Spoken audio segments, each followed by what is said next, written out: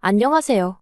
결혼한 지 7년 된 5살 난 딸아이를 키우고 있는 30대 워킹맘이에요. 직장 생활하면서 애 키우라 힘들 때는 모른 채 하시더니 이제 와서 합가 타령하시는 시어머니 때문에 아주 환장하겠어요. 그나마 중간에서 남편이 자기 역할이라도 똑바로 해주면 좋을 텐데 남편은 남편대로 자기 어머니 마음 상할까봐 걱정이라며 할 말도 제대로 못하고 그러니 저만 나쁜 사람이 되더라고요. 그래서 남편한테 저 아니면 어머님 둘 중 한 사람을 택하라니까 그래도 끝까지 곧 죽어도 그게 저라는 소리는 안 하대요. 유치하다면서 그러지 말라는 핀잔만 하고요. 솔직히 저도 그런 유치한 질문은 하고 싶지 않았어요. 하지만 오죽하면 그랬을까요?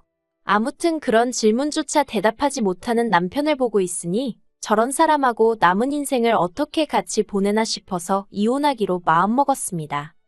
제가 20대 후반이었을 당시 명품에 관심을 보이던 주변 또래들과 달리 저는 부동산이나 주식처럼 훗날 재산이 될 만한 것들에 관심이 많았어요.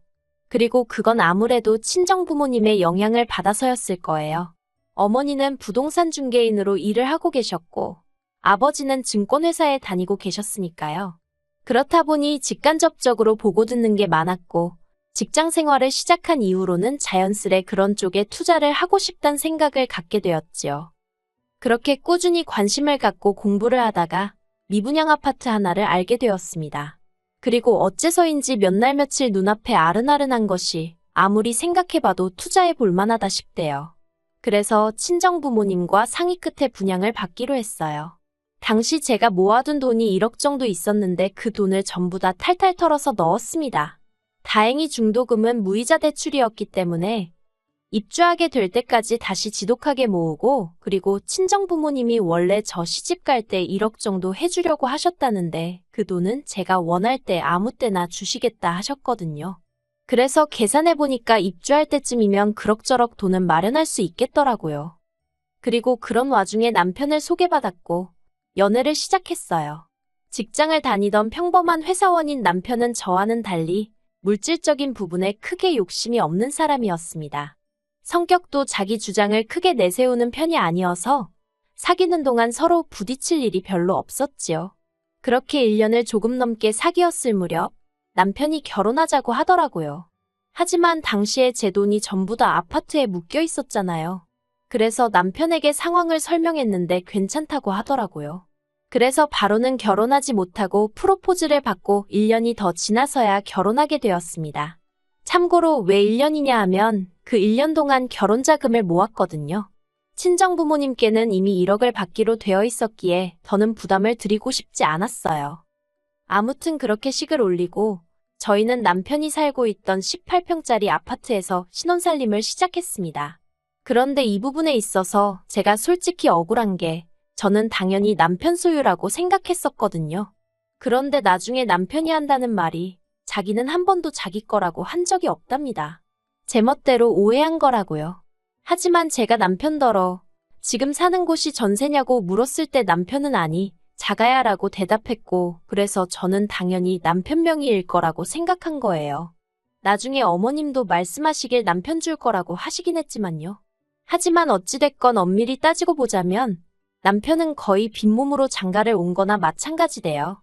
꼼꼼하게 따져 묻지 않은 제 탓이지요 뭐. 그때를 생각하면 지금도 스스로한테 답답한 마음이에요. 아무튼 리모델링을 하기에는 집 상태가 나쁘지 않았고 그리고 저 혼자 생각이긴 했지만 여기서 살다가 제 아파트에 입주하면 되겠다 싶더라고요. 그래서 도배만 새로 했어요. 그리고 냉장고부터 시작해서 큰 가전제품들과 가구들은 제가 혼수라고 생각하고 다 바꿨네요. 이건 어차피 이사 갈 때 들고 갔으니까 혼수로 해간 게 크게 억울하고 그러진 않았어요. 그런데 어머님은 이후로 걸핏하면 남편이 집을 해왔는데 제가 예단을 안 해왔다고 그걸 흠을 잡으시대요. 혼수 그건 어차피 제가 필요해서 산 거 아니냐며 마치 제가 빈몸으로 시집을 왔다는 식으로 말이에요. 그런데 저도 당하고만 있는 성격은 아니라서 그런 어머님께 그렇게 따지면 남편이야말로 빈몸으로 장가온 거 아니냐고 따졌어요. 저는 그래도 제 명의의 집이라도 있지. 남편은 자기 앞으로 가진 게 뭐가 있냐고요. 그래서 그때 남편하고 결혼한 지 한 달 조금 넘었을 때였는데 결국 어머님하고 대판 싸웠습니다.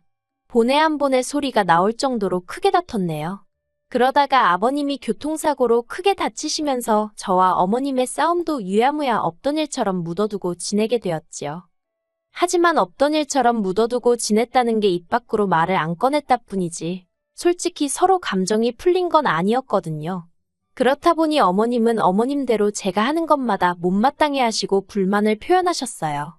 그리고 저도 그런 어머님을 상대하다 보면 마음이 상했고 기분이 나빠지대요. 그래서 시댁에 일이 있거나 하면 남편만 보내기도 하고 이런저런 핑계를 대면서 저는 빠지고 그랬습니다. 제가 잘했다는 건 아니에요.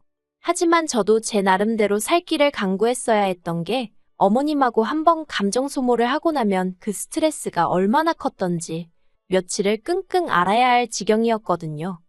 아무튼 그렇게 지내다가 저희 부부는 제 아파트로 이사를 하게 되었어요. 그리고 딱히 부족한 것도 없었지만 시댁에서도 금전이든 뭐든 어느 쪽으로든 도움을 주실 생각은 안 하시대요. 솔직히 말해서 기대가 없었기 때문에 서운하고 그런 것도 없었습니다. 어머님이 그 말씀을 하시기 전까지는 말이지요. 저희 이사하기 일주일 전쯤이었어요. 어머님 댁에 갖다 드릴 게 있어서 남편과 들렸는데 어머님이 대뜸 그동안 당신 집에서 월세도 안 내고 공짜로 먹고 자고 하지 않았냐면서 그것만 해도 따지면 한 달에 못해도 200만 원 가치는 될 거라는 거예요. 그러고는 그렇게 따지고 보면 당신이 그만큼 돈으로 지원해 준 거나 다름이 없다면서 어디 가서 시댁에서는 뭘 해줬느니 안 해줬느니 그런 소리 하면 안 된다나요? 어디 가서 그런 소리 할 생각도 없었지만 어머님의 계산법은 도대체 어디서 나온 건지 100번 양보해서 어머님이 아무것도 못 해준 게 민망해서 그러셨는지도 모르겠지만 그런데 남편까지도 어머님 말씀이 일리가 있다고 동조를 하는 꼴을 보고 있자니 이해고 뭐고 하기도 싫고 그나마 남아있던 정도 뚝 떨어지대요. 그래서 그때부터는 정말 최소한의 도리만 하고 살았어요. 그리고 저는 얼마 후 아이를 가졌습니다. 입덧이 심하지 않아 임신해 있는 동안에도 8개월 내리 출퇴근을 할 수 있었어요. 입덧이 심해서 회사를 관두는 사람들도 심심치 않게 봤던지라 걱정이 많았는데 다행이다 싶었지요. 그런데 진짜 문제는 육아였어요. 사내 규정대로라면 육아휴직은 1년까지 쓸 수 있었지만 솔직히 저희 사무실 안에서 그걸 1년 다 쓰는 사람은 없었거든요. 그리고 제가 굳이 그 스타트를 끊고 싶지도 않았고요. 그래서 남편에게 육아휴직 신청을 하라니까 남편 회사는 남편 회사대로 구조조정 중이라서 눈치가 보인다고 하는 거예요. 막말로 육아휴직 냈다가 돌아왔는데 자기 자리가 없어지기라도 하면 어떡하냐고요. 그러면서 자기가 어머님한테 한번 부탁을 드려본다더군요. 하지만 결론부터 말하자면 어머님이 단칼에 거절하시더랍니다. 이제 자식들 다 키워놓고 놀러도 다니고 좀 자유롭게 살려고 하는데 그게 무슨 소리냐면서 못해주신다고 했다는 거예요. 그리고는 저희 어머니를 지칭하시며 거긴 나이도 어리지 않냐면서 거기다 맡겨라고 하셨다대요. 그뿐만이 아니었습니다. 그러면 그냥 남편도 알겠다고 대충 얼버무리고 오면 되지. 어머님 앞에서 저희 친정어머니께 전화를 드렸더라고요. 그리고는 어머님이 시키는 대로 손녀 좀 봐주실 수 없겠냐고 부탁을 드린 거지요. 그래서 저희 어머니가 저희 애를 봐주기 시작하셨어요. 매일같이 하원을 도와주시고 저녁도 차려주시고 그러셨지요.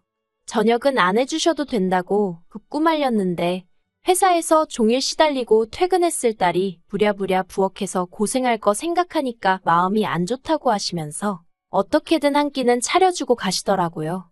그래서 남편과 상의 끝에 한 달에 100만 원씩 드리기 시작했습니다. 원래는 시터를 써도 200은 준다는 말에 200에 맞춰드리려고 했는데 그러기엔 형편이 빠듯하기도 했고 친정어머니도 부담스러워 싫다며 손사래를 치셨거든요. 그래서 100만 원씩 드리고 남은 100만 원은 제가 모으기 시작했어요. 혹시 큰돈 들어갈 일이 생기거나 근사한 선물을 해드리고 싶을 때 쓰겠다는 생각이었지요. 그리고 한편 친정어머니가 저희 애를 봐준다는 소식은 당연히 어머님 귀에도 들어간 모양이 돼요. 어머님이 웬일로 저한테 전화를 하셔가지고는 너네 엄마가 고생이 많네 어쩌네 하시더니 대뜸 그래서 애 봐주고 돈도 받아가냐 그러시는 겁니다. 생각지도 못한 질문이었지만 네 그렇다고 했어요. 그랬더니 어머님이 할머니가 손녀를 봐주는데 무슨 돈을 받냐면서 할머니 입장에선 손녀랑 하루 종일 있으면 안 심심하고 좋지. 손녀가 효도하는데 돈까지 받아가냐는 식으로 말씀을 하시는 거예요. 하지만 어머님의 막말은 그게 다가 아니었습니다. 지금이야 집값이 많이 떨어졌다고 뉴스에 나오고 있지만 제 아파트는 그래도 제가 처음에 분양받았을 때랑 비교하면 3배 가까이 올랐거든요. 그리고 그렇게 작년 재작년에 비해서 크게 떨어지지도 않았고요. 그리고 이 사실을 알게 되신 어머님은 작년부터 그렇게 집값이 올랐다면서 어쩌고 하시더니 급기야 이참에 당신들 아파트도 팔고 저희 아파트도 팔아서 그 돈 다 합쳐서 어디 단독주택 하나 지어서 같이 살면 좋겠다. 무슨 말도 안 되는 소리를 하시는 거예요. 사실 아버님 건강이 많이 안 좋아지시면서 어머님이 전보다 밖에 자주 못 나가시고 아버님 옆에 붙어 있어야 하는 상황이 잦아졌거든요. 그러니 그런 생각을 하게 되신 것도 같아요. 하지만 아무튼 어머님 아버님 사정이 어떻건 간에 저는 그렇게 같이 살 이유가 없었지요. 물론 어머님 아버님 면전에다 대고 싫다 못 산다 할 수는 없어서 어머님이 그런 이야기를 꺼내실 때마다 그저 앞에서 적당히 웃어 넘겼지만요. 대신 남편더러 나 없는 자리에서 확실히 이야기해 놓으라고 했어요. 그런데 남편도 알았다고는 하면서 정작 그런 대화가 나올 때마다 얼렁뚱땅 넘어가려고만 했지 어머님한테 그런 말씀 마시란 소리는 죽어도 안 하더라고요. 그러다 지난 주말이었어요. 남편이 모처럼 시부모님 모시고 식사라도 하자며 자리를 만들었대요. 내키지는 않았지만 어버이날이 코앞이기도 했으니 겸사겸사 본다 생각하면 되겠네 하고 나갔습니다. 그리고는 이런저런 이야기를 주고받는데 어머님이 갑자기 생각났다는 듯이 얼마 전에 부동산에 다녀오셨다는 이야기를 꺼내셨어요. 친하게 지내는 부동산 여자가 있는데 그 여자가 집 짓고 살기 좋은 동네라며 땅을 몇 곳 소개해 주더라는 겁니다. 그리고는 저더러 그나저나 너는 집을 언제 팔 거냐면서 하루라도 빨리 팔아야지 그러다 아파트 값이 떨어지기라도 하면 어떡하냐대요. 저는 아파트를 팔 생각이 조금도 없었는데 어머님 혼자 뭐가 그렇게 마음이 급하신지 그리고는 어머님이 덧붙이시기를 당신 사시는 아파트는 팔려고 내놓으셨답니다. 어머님 아파트 판돈으로 땅부터 살 거고 저희 아파트가 팔리면 그 돈으로는 이제 공사하고 그러면 될 것 같다나요. 정말이지 저희와는 한마디 상의도 없이 혼자 엄청난 계획을 세우고 계시대요. 결국 듣다 못한 제가 그렇게 갑자기 집을 내놓으시면 어떡하냐 그러다 집이 팔리기라도 하면 어디서 지내려고 그러시냐 물었습니다. 그랬더니 당연하다는 듯이 너희 집 팔릴 때까진 일단 너희 집에 있다가 같이 이사하면 되지 그러시는 거예요. 황당해서 저희 집이요 하고 되물으니 너네 방 하나 남지 않냐면서 일단 불편해도 거기서 지내시면 된다며 걱정 말라나요. 게다가 그뿐만이 아니었어요. 어머님이 요즘에도 니네 엄마한테 애 봐주는 걸로 돈 주냐 그러시길래 또 무슨 소리를 하려고 그러시나 싶어서 지난번과는 달리 안 드린다고 했거든요. 그랬더니 이번에는 전과는 완전히 다르게 왜 돈을 안 주느냐면서 당신은 받을 거랍니다. 애 봐주는 공은 없다면서 같이 살게 되면 싫으나 좋으나 당신이 살림도 해야 할 수도 있고 애도 봐줘야 하니 한 달에 200은 줘야 한다고 하시는 거예요. 들을수록 가관도 이런 가관이 없네 싶어서 남편을 쳐다봤어요. 그리고는 어머님한테 빨리 무슨 말이든 한마디라도 하라고 눈치를 줬는데 남편이 슬쩍 제 눈을 피하더니 아무 말도 안 하대요. 그러니까 진짜 부하가 치밀어서 더는 가만히 있으면 안 되겠다 싶더라고요. 제가 어머님 떨어 남편이 말을 안 했냐며 말문을 열었습니다. 남편한테 어머님하고 같이 못 산다고 말씀드리라고 했는데 못 들으셨냐고요.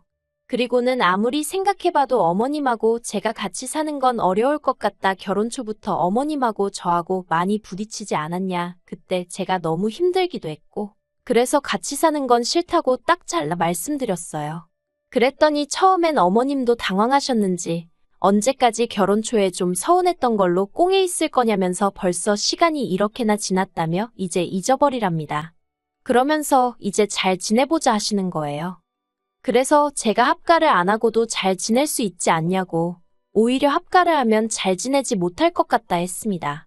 그리고는 저는 지금처럼 친정어머니가 와서 애 봐주시고 제 살림도 도와주시고 하면 마음도 편하고 좋은데 왜 그 좋은 조건을 다 포기하고 어머님이랑 살아야 하냐고 물었어요. 제가 왜 제 집에서 어머님 눈치 봐가며 비위 맞춰가며 살아야 하느냐고 그렇게 살기 싫다고요. 그랬더니 어머님이 저더러 싸가지가 있네 없네 하시면서 소리를 지르시는 거예요. 어느 정도 화를 내실 거란 건 예상하고 있었기에 크게 놀라진 않았어요. 그리고 한 번쯤은 거쳐야 할 관문이라고 생각했지요. 그런데 그때 이때까지 입 딱 다물고 있던 남편이 가만히 있으면 자기가 알아서 다 이야기를 할 건데 왜 이를 키우냐면서 어머님 앞에서 저를 무슨 학생나무라듯 나무라는 거예요. 진짜 황당해서. 제가 남편더러 말을 그따위로 할 거면 그냥 당신도 내 집에서 나가라고 했어요. 보태준 것도 없으면서 집값이 올랐으니 파내만해. 아주 떡줄 사람은 생각도 안 하는데 왜 다들 김칫국이냐고 소리를 질렀지요. 그리고 제가 그렇게 악다구니를 쓰니 그제서야 남편이 약간 꼬리를 내리면서 미안하답니다. 그냥 자기도 상황이 답답해서 순간 욱했다나요. 제가 남편더러 나랑 살 거면 어머님한테 확실히 같이 못 산다고 못을 박으라고, 그리고 이제 내가 어머님하고 마주치는 일은 없게 해달라고 했어요. 한마디로 어머님하고 나 둘 중에 하나만 고르라는 얘기야 하니까 남편이 곤혹스러운 표정으로 시간을 좀 달랍니다. 무슨 말을 그렇게까지 하냐면서요.